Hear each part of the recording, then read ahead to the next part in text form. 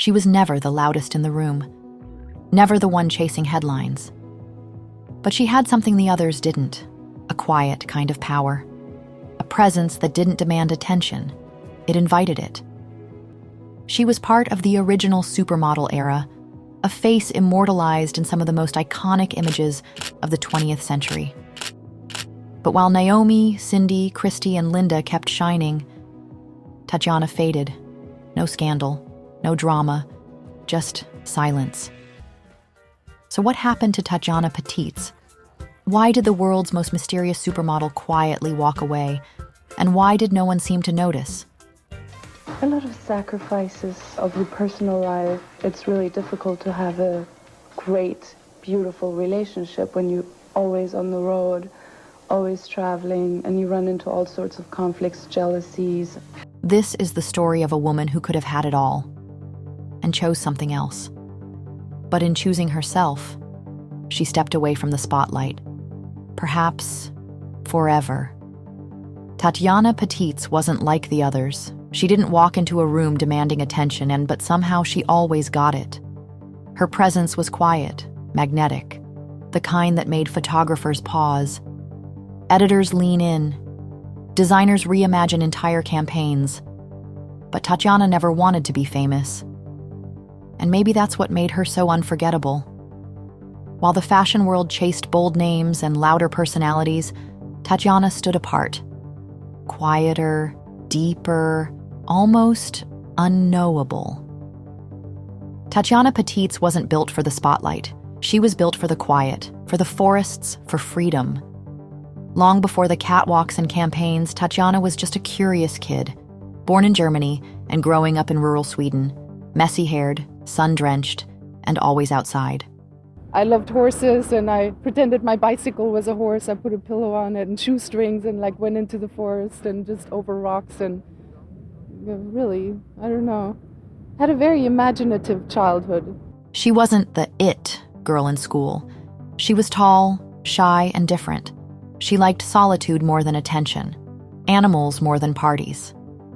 She once said that growing up, she wasn't popular with boys. She didn't think of herself as beautiful, just awkward, unsure, and a little bit wild. Then, at 17, everything changed. A local photographer submitted her to the elite Look of the Year contest. She placed third. It was enough. Paris called. And how were the first years in Paris? They're really difficult. Really, so much running around, staying in really small apartments with a lot of girls, and really getting used to the whole. Not glamorous at all, that yeah, is. no money, just really weird. It was hard. This wasn't the glamorous beginning everyone imagines. There were no limousines, no instant Vogue covers, just crowded rooms, late-night fittings, and a deep homesickness for the quiet world she'd left behind. But she kept going. Slowly. Quietly. Tatjana didn't explode onto the scene like Naomi or Cindy. She simmered. Her look was hard to define. Soft, yet strong. Mysterious, yet unforced. And for some in the industry, that was confusing. Some people say that your look is threatening a little bit. Yeah, I know. I don't know why.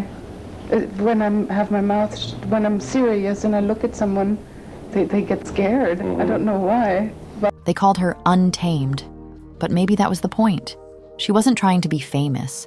She was trying to survive in a world that often valued image over soul. And somehow, without chasing it, she became a muse. By the late 80s, the industry was shifting. Tatjana Patitz never chased fame. But in 1990, it found her anyway. One music video changed everything. Almost overnight, Tatjana became a global icon, not just a model, but part of a new cultural phenomenon, the supermodel. Her face was everywhere: Vogue, Harper's Bazaar, campaigns with Avedon, Lindbergh, and Weber. And yet, she always seemed a step outside the chaos. While the others posed, partied, and played the game, Tatjana stayed quiet. there were times before where I said, that's it, I can't stand it anymore, and that was about 5-6 years ago. Every person is so different, and I think certain destructive aspects of the business, always traveling, having no private life at all, and trying to keep relationships together. She wasn't being dramatic. She was being honest. Tatjana saw what the spotlight did to people, and she refused to lose herself in it. Even at the peak of her fame, Tatjana wasn't chasing covers. She was trying to hold onto her sense of self. Years later, when she looked back on her early career, Tatjana realized something strange. She hadn't really processed how massive it all was. At the time, she was too young, too caught in the moment, and too focused on things that felt more important to her. When I look back at journals or something, I talk very little about the work and more about boyfriends, so, I'm going, I'm such an idiot, what's wrong with me? Yeah, so it's sort of like, so you have that kind of picture around it. And, it was like, oh yeah, I'm on the shoot and it's something fantastic. And I was like, I want to read more about that, not the stupid guy. While others obsessed over status, Tatjana remained introspective, always tuned into something quieter, more personal. I need nature so much for my well-being, my spiritual well-being. And that's why I moved out there and live out by the beach, and I have to get away from it. That's my salvation, in a sense, of getting away from it and not being in it 24 hours a day, 365 days a year. She lived in Malibu, surrounded by animals and earth-toned crystals, a sanctuary far from the velvet ropes of New York and Paris. She didn't just step out of the spotlight. She stepped into something more real. That's what made her so magnetic on camera. She wasn't playing a part. She wasn't a projection of fashion's fantasy. She was something else. Raw, romantic, untouchable. Peter Lindbergh once said she had a face like Garbo. Grace Coddington called her a must, someone who couldn't be replaced. Photographer Antoine Verglas described her as extraordinary, charming, and deeply feminine. She wasn't what she seemed. She was more. Tatjana didn't have one look. She had many. Patrick de Marchelier said she looked different in every light.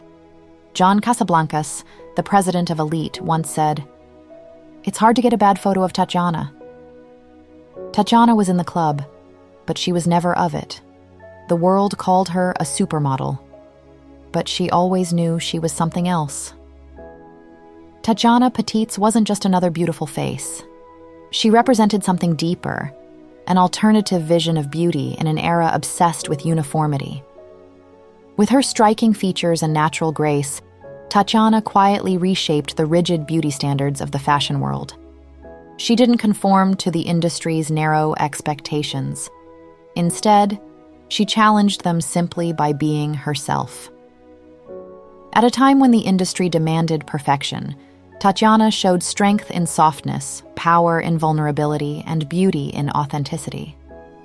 She became proof that true beauty doesn't fit a mold, it breaks it.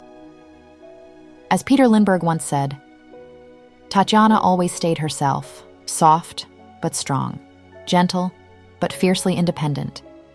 She made you reconsider what beauty could be. Tatjana's legacy wasn't just about fashion. It was about redefining beauty itself, reminding the world that the most unforgettable faces aren't always flawless, they're real. By the late 90s, Tatjana Patitz was still modeling, but something had quietly shifted. The industry she helped define was moving on without her. Fashion was changing, becoming faster, louder, obsessed with youth and celebrity. But Tatjana wasn't interested in chasing the next trend. She had spent years protecting her privacy, resisting the demands of fame. And now, she chose something else entirely. While others were busy courting the spotlight, Tatjana disappeared deeper into nature, into silence. Her life became smaller, more meaningful, built around animals, tranquility, and a yearning for something real. And then I thought, okay, I need to make a decision. What comes first, my life or the career? And then once you come to terms with it and you're peaceful about your decision, then you're calmer. It wasn't a retreat. It was a conscious choice, a decision to step away from the pressures of the industry before it consumed her. Tatjana knew fame's cost better than most. She'd seen it change her friends, seen it pull them further from themselves. She was determined that wouldn't be her story. As fashion sped up, Tatjana slowed down. Photographers still called, designers still admired her timeless look, but now she said no more often than yes. Tatjana wasn't fading from fashion. She was gently walking away. Not because she had to, but because she could. In a world that never stopped demanding more beauty, more fame, more youth, Tatjana quietly refused.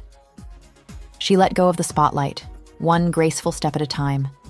No headlines, no announcements, just silence. Tatjana Patitz had never truly belonged to fashion, and now, finally, she was free. She chose a life deeply rooted in nature, in the quiet comfort of her Malibu sanctuary, far from runway chaos and fashion's constant demands. This wasn't the glamorous life others might have chosen, but it was exactly the life Tatjana wanted, surrounded by animals, immersed in quietness, grounded in the earth beneath her feet. Her home became a sanctuary not just for herself, but for every creature lucky enough to find its way to her doorstep. Tatjana once told Vogue, "I never felt comfortable in the spotlight. I found real peace only when I stepped away." But perhaps the greatest change in Tatjana's life came when she became a mother. In 2004, her son Jonah was born, transforming her purpose and redefining her identity in ways modeling never could. In an interview, Tatjana said, "My son is my source of happiness in life. My friends, my animals, and nature give me balance and satisfaction. The feeling of being connected. I want Jonah to have empathy and compassion for everything around him." Motherhood deepened Tatjana's resolve to stay true to her values, to teach Jonah kindness and respect for all living things. For her, raising her son far away from cameras and catwalks became the most rewarding and meaningful journey of her life. But Tatjana's quiet life wasn't without struggle. Privately, she faced health issues and personal battles that the world never saw. Tatjana handled these private storms quietly, choosing dignity over headlines and courage over sympathy. She didn't share her struggles with the world, not because she wasn't brave, but because she always preferred quiet strength to public vulnerability. But in January 2023, after a private battle with breast cancer, Tatjana passed away at only 56 years old. Her death stunned the industry, not just because she was gone, but because the world hadn't noticed she had been quietly fighting for her life. Tatjana's final years were exactly as she'd always lived, away from the spotlight, close to nature and surrounded by those she loved most. She didn't seek attention. She didn't chase fame, even at the end. Her silence wasn't a retreat. It was a choice, a decision to keep her final chapter private, gentle, and deeply human. Tatjana Patitz left behind more than just beautiful photographs. She left a reminder of something the fashion world often forgets: that behind every iconic image is a person, a soul who dreams, feels, and sometimes quietly suffers. Anna Wintour once said, "Tatjana was always one of my favorite models, extraordinary, mysterious, timeless." Tatjana was never defined by fame or popularity. She built her legacy in quieter ways, through authenticity, humility, and kindness. She showed an industry obsessed with perfection that true beauty isn't something staged or posed. It's found in vulnerability, honesty, and truth. The world may call her the forgotten supermodel, but perhaps Tatjana never wanted to be remembered for that title anyway. Perhaps her greatest triumph wasn't fame or covers, but the courage to walk away when the spotlight no longer served her.